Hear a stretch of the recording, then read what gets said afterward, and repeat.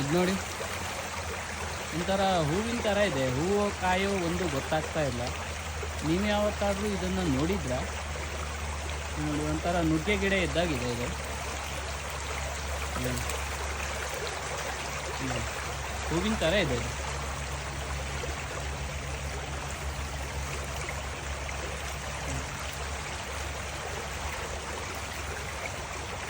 ಈ ಗಿಡ ಪೂರ್ತಿ ಹೀಗೆ ಇದೆ.